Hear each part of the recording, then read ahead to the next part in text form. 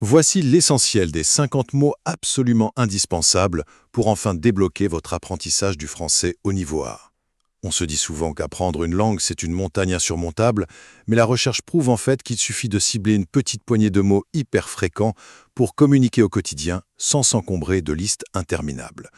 Premièrement, le grand secret, c'est de choisir ces mots stratégiquement en misant sur les salutations, les pronoms et surtout une dizaine de verbes irréguliers fondamentaux comme être, avoir, faire ou aller. C'est un peu comme le moteur d'une voiture, vous voyez. Vous avez beau avoir une carrosserie magnifique, avec un vocabulaire super riche, sans ce moteur, vous ne pourrez faire aucune phrase, ni aller nulle part. Deuxièmement, maintenant qu'on sait quoi cibler, comment faire pour ne pas l'oublier d'ici demain? Prenez 10 mots par jour, utilisez-les dans les 24 heures, espacez vos révisions et immergez-vous.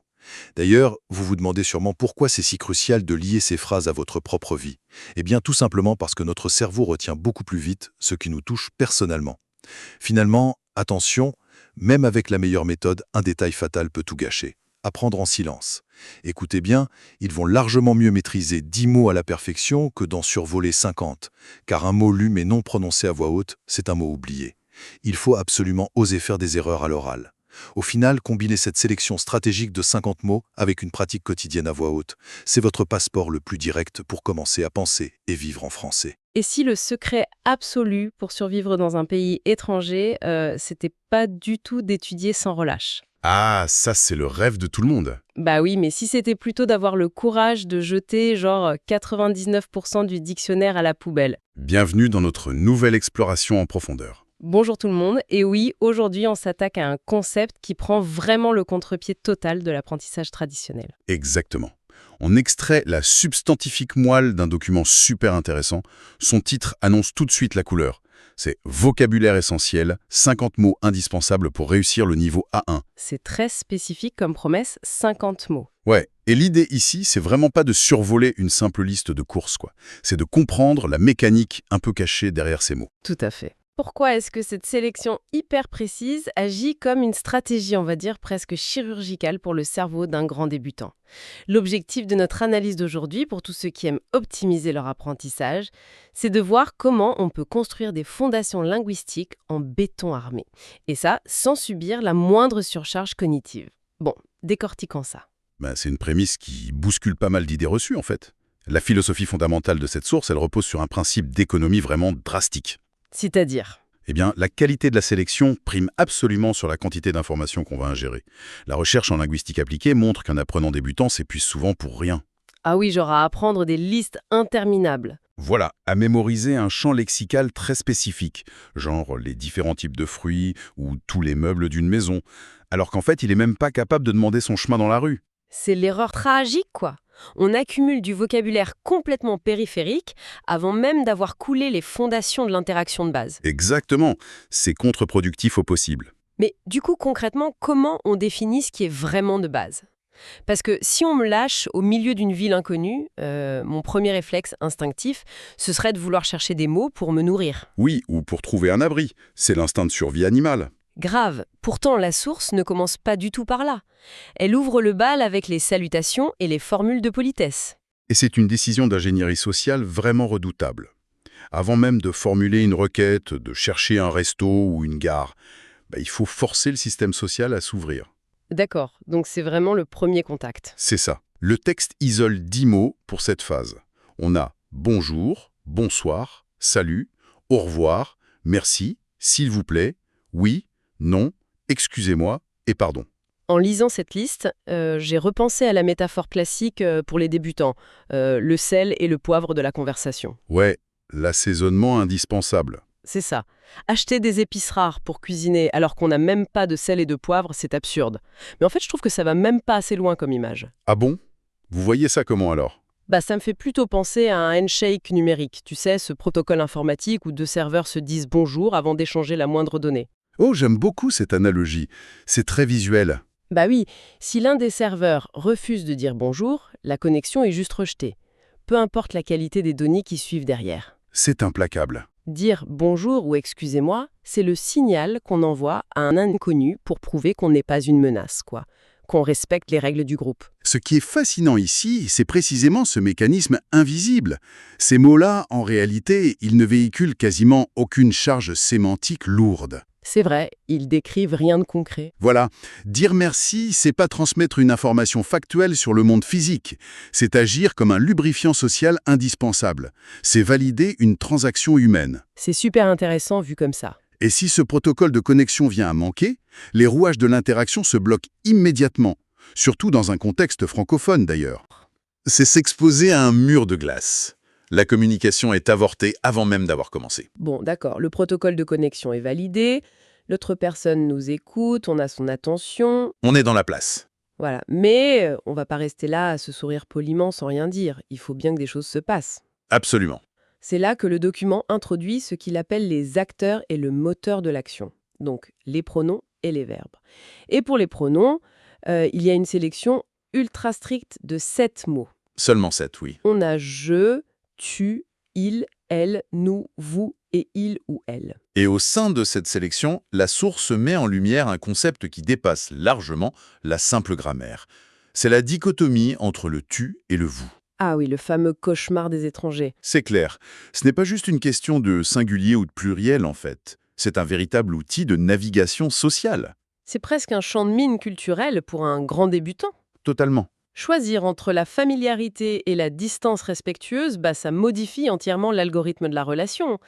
Mais j'ai quand même une vraie objection par rapport à ce document. Allez-y, je vous écoute. C'est une incompréhension totale face à la liste des 10 verbes fondamentaux. Je vais la lire pour qu'on se rende compte. On a être, avoir, aller, faire, dire, voir, venir, prendre, vouloir et pouvoir. Les 10 piliers de la langue. Oui, mais la source avoue elle-même, de manière hyper candide, que tous ces verbes sont irréguliers. Pourquoi torturer un apprenant de niveau A1 avec des mots dont les racines changent tout le temps ? C'est vrai que ça paraît cruel. C'est un non-sens pédagogique, non ? On ne devrait pas plutôt commencer par ce qu'il y a de plus facile à conjuguer pour donner confiance avec des verbes réguliers bien prévisibles ? C'est une réaction très logique. Notre cerveau cherche naturellement la symétrie et les règles claires. Surtout quand il est déjà en surcharge cognitive avec une nouvelle langue. Grave, on a besoin de trucs simples au début. Sauf que, si on relie ça au contexte global de l'évolution des langues, on découvre un mécanisme implacable. C'est la loi de la fréquence. La fréquence d'utilisation ? Exactement. La fréquence d'utilisation écrase toujours la simplicité structurelle. Ah, d'accord. Vous voulez dire que le besoin de communiquer l'emporte sur le confort d'apprentissage ? Absolument. Essayons de décortiquer juste une heure de notre vie quotidienne. Est-il possible de fonctionner sans exprimer une capacité, c'est-à-dire sans utiliser le verbe pouvoir ? Non, c'est clair, je peux faire ci, je peux faire ça, c'est tout le temps. Ou sans formuler une intention avec le verbe vouloir ? C'est juste impossible. Ces 10 verbes couvrent l'écrasante majorité de nos besoins vitaux et cognitifs. D'accord, je vois. Et si ces verbes sont irréguliers aujourd'hui, c'est pas un complot pour punir les étudiants. C'est l'usure mécanique du temps, en fait. L'usure mécanique, comment ça ? Ce sont les mots les plus prononcés depuis des siècles. À force d'être utilisés des millions de fois par jour, à l'oral, ils ont été polis, déformés, raccourcis, un peu comme des pierres au fond d'une rivière, tu vois. Ah ouais, des pierres qui perdent leurs angles droits à cause du courant. C'est une super belle image. L'irrégularité serait donc la preuve même de leur utilité vitale ? C'est exactement ça. C'est une façon vraiment brillante de voir les choses. Au lieu de se dire « c'est difficile, donc je le garde pour plus tard », il faut se dire « si c'est irrégulier, c'est que j'en ai absolument besoin pour survivre aujourd'hui ». C'est le changement d'état d'esprit qu'il faut avoir, oui. Bon, alors on a nos acteurs avec les pronoms. On a nos moteurs d'action avec ces divers aspects hyper puissants. Mais un moteur sans volant ni GPS, ça mène nulle part. C'est sûr, on tourne en rond. Comment ce vocabulaire restreint de 50 mots permet-il de dessiner le monde réel autour de nous ? Eh bien, en fournissant des outils de ciblage très précis. Le document introduit 5 mots interrogatifs. On a qui, quoi, où, quand et comment. Les fameux 5 W en anglais, en gros. C'est ça. L'analyse de l'auteur souligne un point de bascule psychologique énorme ici. Poser des questions, c'est l'outil qui permet à l'apprenant de sortir de la passivité. Je suis pas sûre de saisir toute l'ampleur de ce point, en fait. En quoi c'est si vital au niveau A1 ? On pourrait très bien survivre en écoutant et en pointant les choses du doigt, non ? Survivre, oui, peut-être, mais pas interagir. Sans les mots interrogatifs, l'apprenant est condamné à réagir aux sollicitations de son environnement. Il subit la conversation, quoi. Exactement. il est bloqué. Mais dès qu'il maîtrise où ou comment, il prend le contrôle du flux d'informations. Il oblige l'interlocuteur natif à lui fournir les données dont il a besoin. C'est l'essence même de l'autonomie communicative. Et pour traiter ces données qu'on reçoit, on a besoin de points de repère. Le texte nous donne 10 noms. Seulement 10? Oui. Maison, travail, école, famille, amis, temps, jour, nuit, matin et soir. Et il les associe à 8 adjectifs de base. Grand, petit, bon, mauvais, beau, nouveau, vieux et jeune. Une sélection très pointue. Mais en regardant ces listes, j'ai quand même eu un gros doute. Avec un vocabulaire aussi binaire, est-ce qu'on va pas sonner comme un enfant de 3 ans? Tout est soit bon, soit mauvais, soit grand, soit petit.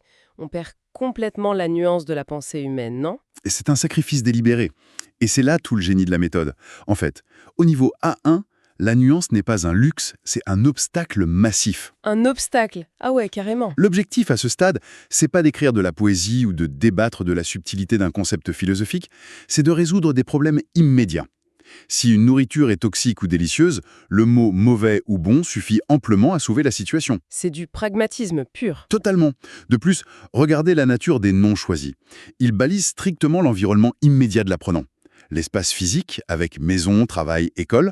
Le repérage temporel, avec jour, nuit, matin. Et le cercle de confiance avec famille et amis. C'est ça. C'est littéralement un système de coordonnées GPS pour la survie quotidienne. C'est un vocabulaire de survie optimisé. C'est là que ça devient vraiment intéressant. Parce que si on fait un peu de mathématiques avec ce qu'on vient de lister, on réalise un truc fou. L'apparence simpliste de ces mots, elle cache en fait un moteur de génération de phrases absolument massif. Et oui, la magie de la combinatoire. Exactement.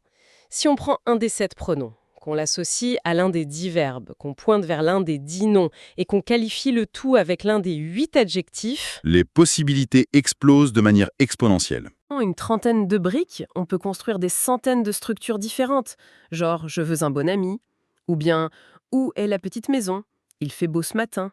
La combinatoire fait tout le travail lourd à notre place. C'est ce qu'on appelle en linguistique la grammaire générative, mais appliquée à son niveau le plus fondamental. C'est presque du code informatique en fait. C'est d'une très bonne façon de le voir. L'étudiant ne mémorise pas des phrases entières par cœur comme un perroquet. Il mémorise le code source qui lui permet d'en générer à l'infini selon ses propres besoins. Sauf que, voilà, tout ce système parfait, cette magnifique ingénierie combinatoire, elle se heurte au mur le plus frustrant de l'apprentissage humain. Et c'est quoi ce mur? Notre propre biologie. Avoir les clés d'une voiture de sport, ça sert strictement à rien si le moteur disparaît pendant la nuit. Le texte aborde de front ce fléau de l'oubli. Posséder une liste parfaite de 50 mots ne garantit pas du tout qu'ils seront dans notre cerveau le lendemain matin. Ah, ça, c'est la dure réalité de la mémoire. Comment la source recommande-t-elle d'ancrer physiquement ces données de façon définitive dans nos neurones hiérarchichromes ? Eh bien, l'approche de la source se transforme ici en véritable protocole cognitif. C'est découpé en 5 étapes très précises. La première étape, ça consiste à brider volontairement l'enthousiasme du débutant. Le brider. Mais pourquoi ? On veut aller vite quand on est motivé. C'est le piège. Le texte dit pas plus de 10 mots par jour sur 5 jours. L'idée est d'éviter l'engorgement de la mémoire de travail. Vouloir apprendre trop vite, c'est l'erreur classique. D'accord, donc on y va mono, 10 mots par jour, ensuite. La deuxième étape, c'est la personnalisation. Il s'agit de forcer l'apprenant à créer des phrases personnelles, des choses qui résonnent avec sa propre vie. Quel est le mécanisme derrière ça en fait ? Pourquoi dire « mon chat est petit » ? Ça fonctionnerait mieux que « le chat est petit ». Parce que l'hippocampe, qui est la zone du cerveau responsable de la mémoire, priorise naturellement les informations liées à notre survie émotionnelle et à notre identité. Ah, le cerveau est égocentrique. Complètement. Une information neutre est perçue comme un bruit de fond et elle est rapidement effacée. Mais une information liée à notre jeu est immédiatement étiquetée comme cruciale à conserver. D'accord, je vois. Ensuite vient la troisième étape. Et c'est souvent la plus redoutée. C'est l'utilisation immédiate de ces mots dans les 24 heures. Ouais, et c'est ce qui m'amène au point le plus dur de l'analyse. La source liste des erreurs fatales, des pièges dans lesquels tout le monde tombe quand on apprend. Et le plus grand danger identifié, c'est la paralysie face à l'oral. Le fameux blocage. L'angoisse viscérale de faire une faute, de mal prononcer, de paraître ridicule devant un natif. Cela soulève une question importante sur la psychologie de l'apprenant adulte. Contrairement à un enfant qui se moque complètement d'échouer publiquement ou de dire des bêtises, l'adulte a un ego social à protéger. Ah ça oui, on déteste avoir l'air bête. Et cette peur érige un mur étanche qui bloque directement l'étape numéro 3.